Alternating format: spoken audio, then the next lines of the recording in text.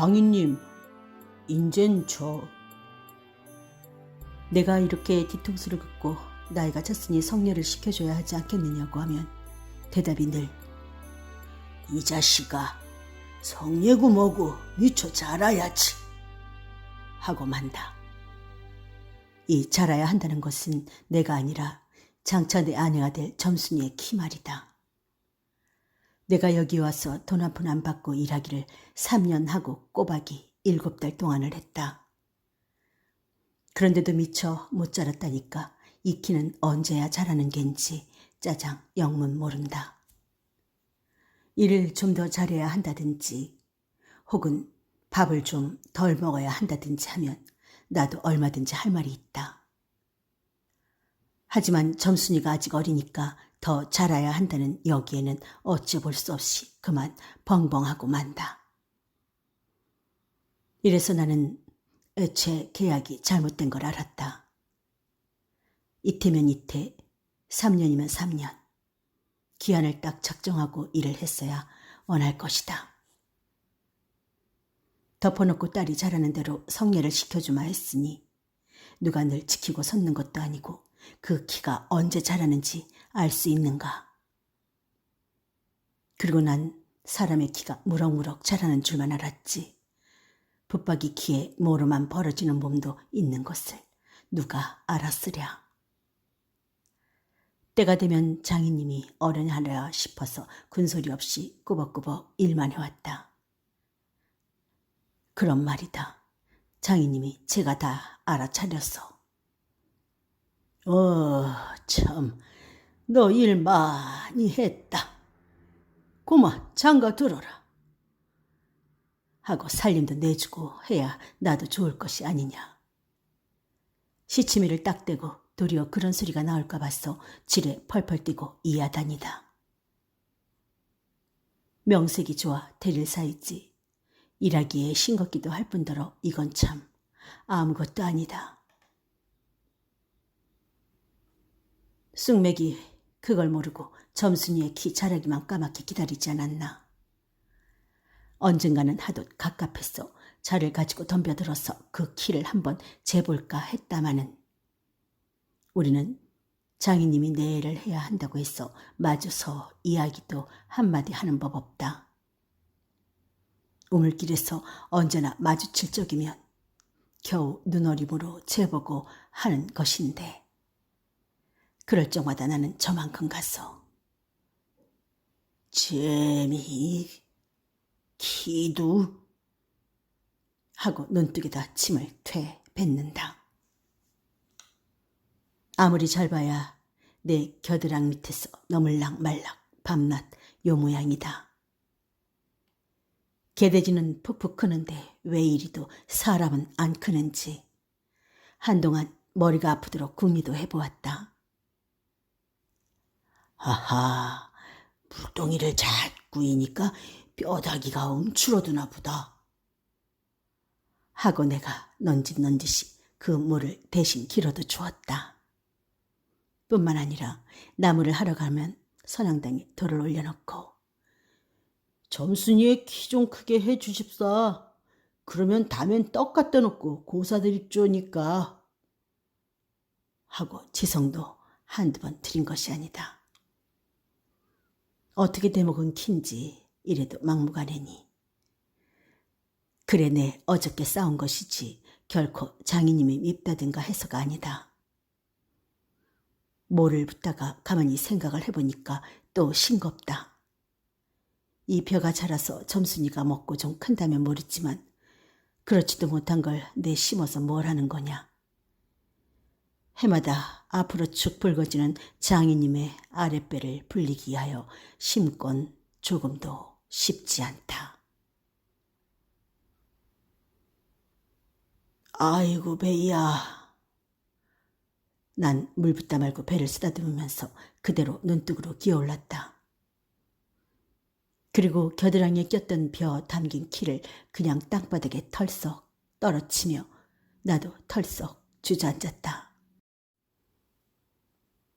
파릇파릇 돋아오른 풀 한 숲을 뜯어들고 다리에 거머리를 쓱쓱 문대며 장인님의 얼굴을 쳐다보았다. 가운데서 장인님이 이상한 눈을 해가지고 한참을 날 노려보더니 너 이 자식 왜 또 이래? 어? 배가 좀 아파서요. 하고 풀이에 슬며시 쓰러지니까 장인님은 약이 올랐다. 저도 눈에서 철벙철벙 뚝으로 올라오더니 잡은 참 내 멱살을 움켜잡고 뺨을 치는 것이 아닌가. 이 자식아, 이러다 말면 누굴 망해놓을 속셈이냐? 이 대가리를 까놓을 자식. 우리 장인님은 약이 오르면 이렇게 손버릇이 아주 못됐다. 또 사이에게 이 자식 저 자식 하는 이놈의 장인님은 어디 있느냐. 오직해야 우리 동네에서 누굴 물론하고 그에게 욕을 안 먹은 사람은 명이 자르다 한다. 조그만 아이들까지도 그를 돌아서 놓고 욕피리 하고 손가락질을 할만치 두루 인심을 잃었다. 하나 인심을 정말 잃었다면 욕보다 읍의 배참봉댁 마름으로 더 잃었다. 버니 마름이란 욕 잘하고 사람 잘 치고 그리고 생김 생기길 호밖에 같아야 쓰는 거지만 장인님은 외양에 떡됐다. 장인께 닭 한 마리나 좀 보내지 않는다든가 애벌론 때 품을 좀 안 준다든가 하면 그의 가을에는 영락없이 땅이 뚝뚝 떨어진다. 그러면 미리부터 돈도 먹고 술도 먹이고 안달 제신으로 돌아치던 놈이 그 땅을 슬쩍 돌아앉는다. 이 바람에 장인인 집 외양간에는 눈깔 커다란 항소 한 놈이 절로 엉금엉금 기어들고 동네 사람들은 그 욕을 다 먹어가면서도 그래도 굽신굽신하는 게 아닌가. 그러나 내겐 장인님이 감히 큰소리할 계제가 못 된다.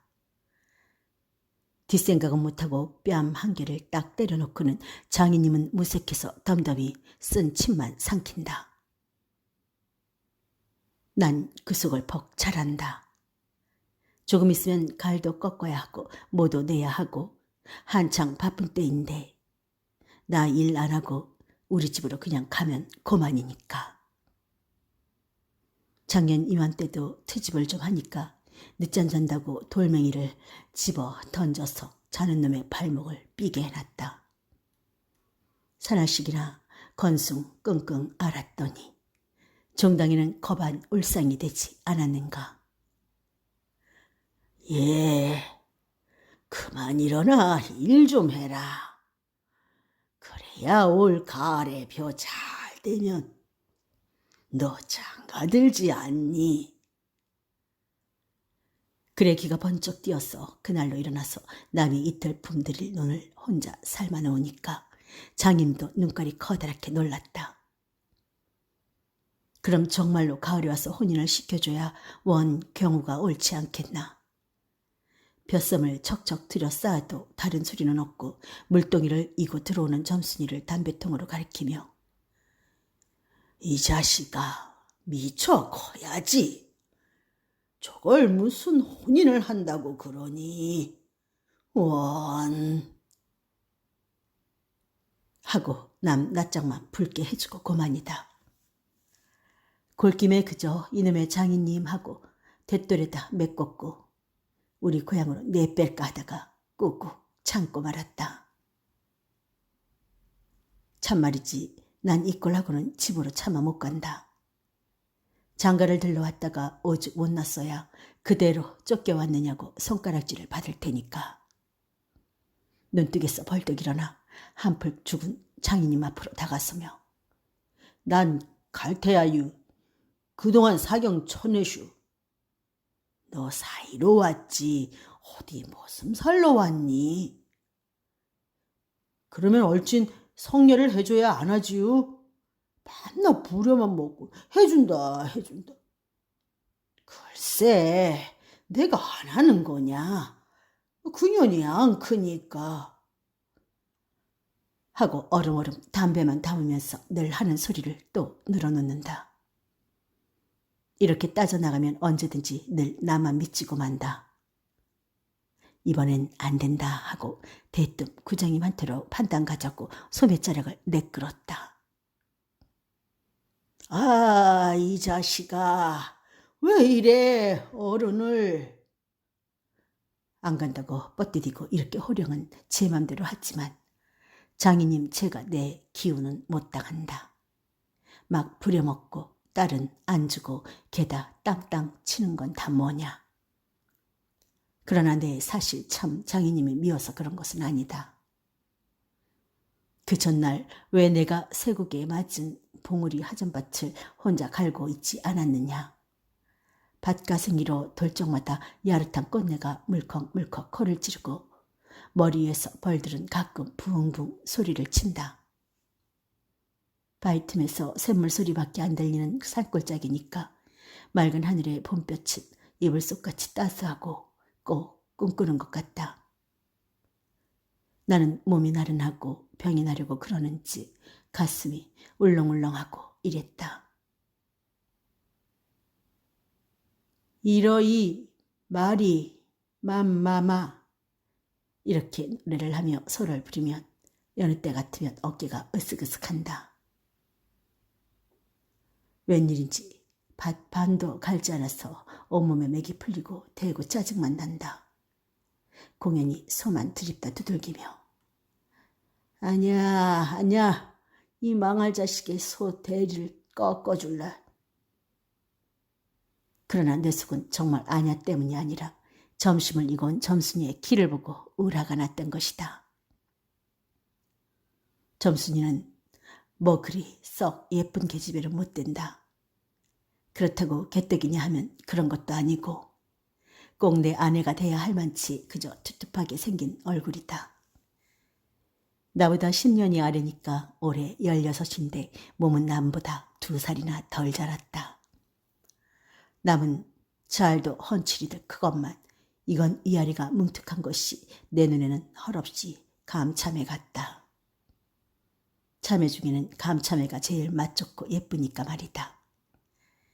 둥글고 커다란 눈은 서글서글하니 좋고 좀 지쳐 찢어졌지만 입은 밥술이나 톡톡히 먹음직하니 좋다.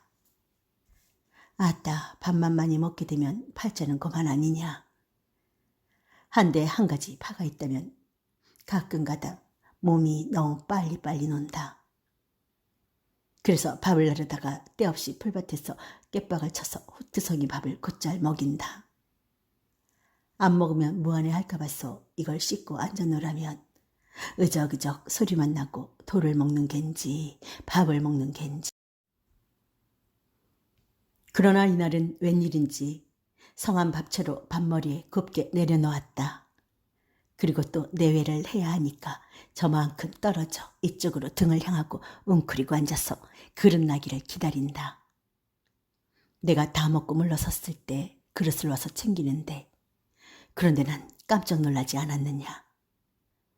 고개를 푹 숙이고 밥 함지에 그릇을 포개면서 날더러 들으라는지 혹은 제 소리인지 밤낮 일만 하다 말 텐가? 하고 혼자 쫑알거린다. 고대 잘 내외하다가 이게 무슨 소린가 하고 난 정신이 얼떨떨했다. 그러면서도 한편 무슨 좋은 수가 있는가 싶어서 나도 공중을 대고 혼잣말로 그럼 어떻게 하니까 성례시켜달라지 뭘 어떻게 하고 대알지게 쏘아붙이고 얼굴이 발개져서 산으로 그저 도망질을 친다. 나는 잠시 동안 어떻게 되는 셈판인지 맥을 몰라서 그 뒷모양만 덤덤히 바라보았다. 봄이 되면 온갖 초목이 물이 오르고 싹이 트고 한다. 사람도 아마 그런가 보다 하고 며칠 내에 부쩍 자란 듯 싶은 점순이가 여간 반가운 것이 아니다. 이런 걸 멀쩡하게 안지가 어리다고 하니까. 우리가 구장님을 찾아갔을 때 그는 쌀이면 밖에 있는 돼지우리에서 죽을 퍼주고 있었다. 서울을 좀 갔다 오더니 사람은 점잖아야 한다고 웃샘이 양쪽으로 뾰족이 뻗치고 그걸 에헴 하고 늘 쓰다듬는 손버릇이 있다. 우리를 멀뚱히 쳐다보고 미리 알아챘는지. 왜 일들 하다 말고 그래? 하더니 손을 올려서 그 애햄을 한번 후딱했다. 구장님, 우리 장인님과 춤에 계약하기를. 먼저 덤비는 장인님을 뒤로 떠다밀고 내가 허둥지둥 달려들다가 가만히 생각하고, 아니 우리 빙장님과 춤에 하고 첫 번부터 다시 말을 고쳤다. 장인님은 빙장님 해야 좋아하고 밖에 나와서 장인님 하면 갠슬에 골을 내려든다. 뱀도 뱀이래야 좋으냐고 창피스러우니 남 듣는 데는 제발 빙장님, 빙모님 하라고 일상 당조짐을 받아오면서 난 그것도 자꾸 잊는다. 당장도 장인님 하다 옆에서 내 발등을 꾹 밟고 곁눈질을 흘기는 바람에야 겨우 알았지만, 구장님도 내 이야기를 자세히 듣더니 퍽 딱한 모양이었다. 하기야 구장님뿐만 아니라 누구든지 다 그럴 게다. 길게 길러둔 새끼 손톱으로 코를 후벼서 저리 탁 튀기며, 그럼 봉필씨 얼른 성례를 시켜주구려. 그렇게까지 제가 하고 싶다는 걸. 하고 내 짐작대로 말했다. 그러나 이 말에 장인님은 삿대질로 눈을 부라리고, 아이 성례고 뭐고 계집애년이 미쳐 자라야 할 게 아닌가 하니까 그만 몰수룩해서 입맛만 쩍쩍 다실 뿐이 아닌가. 그것도 그래. 그래, 거진 4년 동안에도 안 자랐다니 그 언제 자라죠? 다 그만두고 사경 내슈. 글쎄 이 자식아, 내가 크질 말라고 그랬니? 왜 날 보고 떼냐? 빅모님은 참새만한 것이 그럼 어떻게 애를 낳지요? 사실 장모님은 점순이보다도 기대기 하나가 작다. 장인님은 이 말을 듣고 껄껄 웃더니 코를 푸는 척하고 날 은근히 골리려고 팔꿈치로 옆 갈비뼈를 퍽 치는 것이다. 더럽다. 나도 종아리에 파리를 쫓는 척하고 허리를 구부리며 그 궁둥이를 콱 때밀었다. 장인님은 앞으로 우찔끈하고 살인문개로 쓰러질 듯하다 몸을 바로 고치더니 눈총을 몹시 쏘았다. 이런 상년의 자식 하곤 싶으나 남의 앞이라서 참아 못하고 섰는 그 꼴이 보기에 퍽 쟁그라웠다. 그러나 이 밖에는 별반 신통한 기정을 얻지 못하고 도로 논으로 돌아와서 모를 보았다. 왜냐면 장인님이 뭐라고 귓속말로 수근수근하고 간 뒤다. 구장님이 날 위해서 조용히 데리고 아래와 같이 일러주었기 때문이다. 뭉태의 말은 구장님이 장인님에게 땅 두마지기 얻어붙이니까 그래 깨었다고 하지만 난 그렇게 생각하지 않는다. 자네 말도 하기야 옳지. 나이 찼으니까 아들이 급하다는 게 잘못된 말은 아니야. 하지만 농사가 한창 바쁜데 일을 안 한다든가 집으로 달아난다든가 하면 손해죄로 그것도 징역을 가거든. 여기에 그만 정신이 번쩍 났다. 왜 요전에 산포말서 산에 불 좀 놓았다고 징역 간 거 못 봤나? 재산에 불을 놓아도 징역을 가는 이때인데 남의 농사를 버려주니 죄가 얼마나 더 중한가. 그리고 자넨 정장을 간다지만 그러면 갠신히 죄를 들쓰고 들어가는 걸세. 또 결혼도 그렇지. 법률에 성년이라는 게 있는데 21가 돼야 비로소 결혼을 할 수 있는 걸세. 자넨 물론 아들이 늦을 걸 염려하지만 점순이로 말하면 이제 겨우 16이 아닌가. 그렇지만 아까 빙장님의 말씀이 올 가을에는 11을 제치고라도 성례를 시켜주겠다 하니 좀 고마울 겐가. 빨리 가서 뭐 붙던 거나 마저 붙게. 그 소리 말고 어여 가. 그래서 오늘 아침까지 끽소리 없이 왔다. 장인님과 내가 싸운 것은 지금 생각하면 뜻밖의 일이라 안 할 수 없다. 장인님으로 말하면 요즘 막 자긴들에게 행세를 좀 하고 싶다고 해서 돈 있으면 양반이지 별게 있느냐 하고 일부러 아랫배를 툭 내밀고 걸음도 뒤틀리게 걷고 하는 이 판이다. 이까지 낯좀 두들기다 남의 땅을 가지고 모처럼 닦아 놓았던 가문을 망치다든지 할 어른이 아니다. 또 나로 논지면 아무쪼록 잘 뵈서 점순에게 얼른 장가를 들어야 하지 않느냐. 이렇게 말하자면 결국 어젯밤 뭉태네 집에 맛을 간 것이 썩 나빴다. 낮에 구정님 앞에서 장인님과 내가 싸운 것을 어떻게 알았는지 대고 빈정거리는 것이 아닌가. 그래, 맞고도 그걸 가만둬? 그럼 어떡하니? 임마 봉피를 모판에다 거꾸로 박아놓지 뭘 어떡해. 하고 괜히 내 대신 화를 내가지고 주먹질을 하다 등장까지 쳤다. 놈이 본시 괄괄은 했지만 그래놓고 날더러 석유값을 물라고 막 지다이를 붓는다. 난 어안이 벙벙해서 잠자코 앉았으니까 저만 연방 짓거리는 소리가.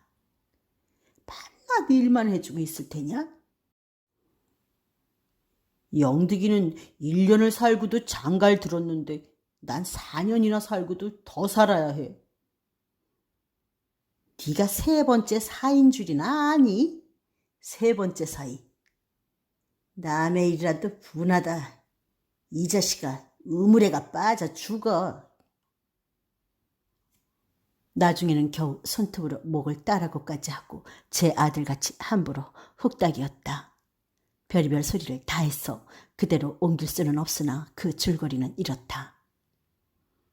우리 장인님이 딸이 셋이 있는데 맏딸은 재작년 가을에 시집을 갔다. 정말은 시집을 간 것이 아니라 그 딸도 대릴 사이를 해가지고 있다가 내보냈다. 그런데 딸이 10살 때부터 19, 즉 10년 동안의 대릴 사이를 갈아들이기를 동리에선 사이 부자라고 이름이 났지만은 열놈이란 참 너무 많다. 장인님이 아들은 없고 딸만 있는 거로 그 다음 딸을 대릴 사이를 해올 때까지는 부려먹지 않으면 안 된다. 물론 머슴을 두면 좋지만 그건 돈이 드니까 일 잘하는 놈을 고르느라고 연방 바꿔드렸다. 또 한편 놈들이 욕만 출창 퍼붓고 심이도 부려먹으니까 벨이 상해서 달아나기로 했겠지. 점순이는 둘째 딸인데 내가 일테면 그 3번째 대릴 사이로 들어온 셈이다. 내 담으로 4번째 놈이 들어올 것을 내가 일도 참 잘하고 그리고 사람이 좀 어수룩하니까 장인님이 잔뜩 붙들고 놓질 않는다. 셋째 딸이 이제 6살. 적어도 10살은 돼야 대릴 사이를 할 테이므로 그동안은 죽도록 부려먹어야 된다. 그러니 인제는 속 좀 차리고 장가를 들여달라고 떼를 쓰고 나자빠져라 이것이다. 나는 건성으로 엉엉 하며 기등으로 들었다. 뭉태는 땅을 얻어붙이다가 떨어진 뒤로는 장인님만 보면 공연히 못 먹어서 으릉거린다.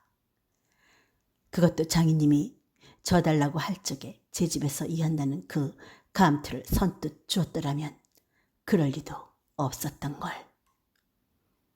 그러나 나는 뭉태란 놈의 말을 전수히 고지 듣지 않았다. 꼭 고지 들었다면 간밤에 와서 장인님과 싸웠지 무사히 있었을 리가 없지 않은가.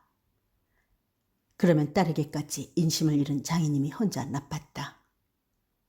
실토이지 나는 점순이가 아침상을 가지고 나올 때까지는 오늘은 또 얼마나 밥을 담았나 하고 이것만 생각했다. 상에는 된장찌개하고 간장 한 종지, 조밥 한 그릇, 그리고 밥보다 더 수부룩하게 담은 산나물이 한 대접. 이렇다. 나물은 점순이가 틈틈이 해오니까 2대접이고 4대접이고 멋대로 먹어도 좋으나 밥은 장인님이 한 사발 외엔 더 주지 말라고 해서 안 된다. 그런데 점순이가 그 상을 내 앞에 내놓으며 제 말로 짓거리는 소리가 부장님한테 갔다 그냥 온단 그래? 하고 엊그제 산에서와 같이 대우 쫑알거린다. 따는 데가 더 단단히 덤비지 않고 만 것이 좀 어리석었다. 속으로 그랬다. 나도 저쪽 벽을 향하여 외면하면서 내 말로 안 된다는 걸 그럼 어떡한담? 하니까 샘을 잡아채지 그냥 둬? 이 바보야? 하고 또 얼굴이 빨개지면서 성을 내며 안으로 셀쭉하니 티들어가지 않느냐. 이때 아무도 본 사람이 없었게 망정했지 보았다면 내 얼굴이 어미 잃은 항새 새끼처럼 가엾다 했을 것이다. 사실 이때만큼 슬펐던 일이 또 있었는지 모른다. 다른 사람은 암만 못생겼다 해도 괜찮지만 내 아내 될 점순이가 병신으로 본다면 참 신세는 따분하다. 밥을 먹은 뒤 지게를 지고 일터로 가려 하다 도로 벗어던지고 바깥 마당 공석이에 들어누워서 나는 차라리 죽느니만 갖지 못하다 생각했다. 내가 일 안 하면 장인님 저는 나이가 먹어 못하고 결국 농사 못 짓고 만다.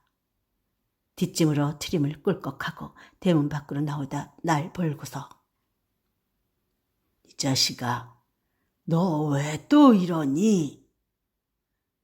간격이 났어요. 아이고 배야. 기껏 밥 처먹고 나서 무슨 간격이야. 남의 농사 버려주면 이 자식아 징역 간다. 봐라. 가도 좋아요. 아이고 배야.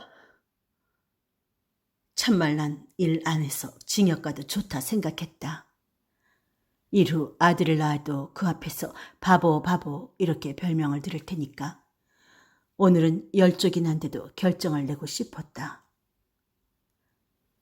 장인님이 일어나라고 해도 내가 안 일어나니까 눈에 독이 올라서 저편으로 힝하게 가더니 지게 막대기를 들고 왔다. 그리고 그걸로 내 허리를 마치 들떠 넘기듯이 쿡 찍어서 넘기고 했다. 밥을 잔뜩 먹고 딱딱한 배가 그럴 적마다 퉁겨지면서 벨청이 꼿꼿한 것이 여간 캥기지 않았다. 그래도 안 일어나니까 이번엔 배를 지게 막대기로 위에서 쿡쿡 찌르고 발길로 옆구리를 차고 했다. 장인님은 원체 심청이 굳어서 그렇지만 나도 저만 못하지 않게 배를 채웠다. 아픈 것을 눈을 꽉 감고 넌 해라 난 재밌단 듯이 있었으나 볼기짝을 후려 갈길 적에는 나도 모르는 결에 벌떡 일어나서 그 수염을 잡아챘다마는 내 골이 난 것이 아니라 정말은 아까부터 부엌뒤 울타리 구멍으로 점순이가 우리들의 꼴을 몰래 엿보고 있었기 때문이다. 가뜩이나 말 한마디 톡톡히 못한다고 바보라는데 몇 가지 잔좋고 맞는 걸 보면 짜장 바보로 알 게 아닌가. 또 점순이도 미워하는 이까지 놈의 장인님 나하곤 아무것도 안 되니까 막 때려도 좋지만 사정 보아서 수염만 채고 저기까지 잘 들리도록 이걸 까셀라보다 하고 소리를 쳤다.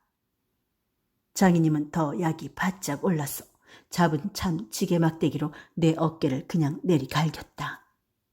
정신이다. 아찔하다.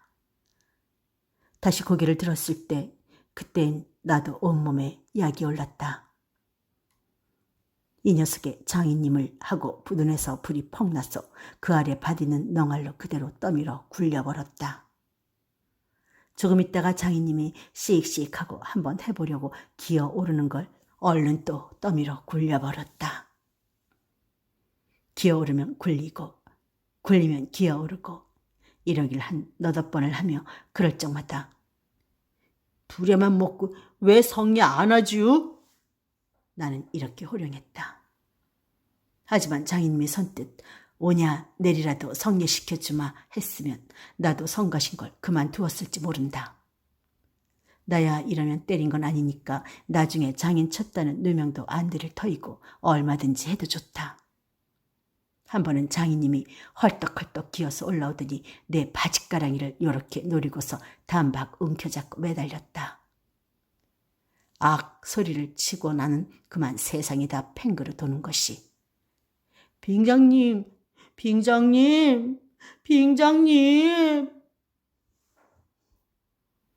이 자식 잡아먹어라. 잡아먹어.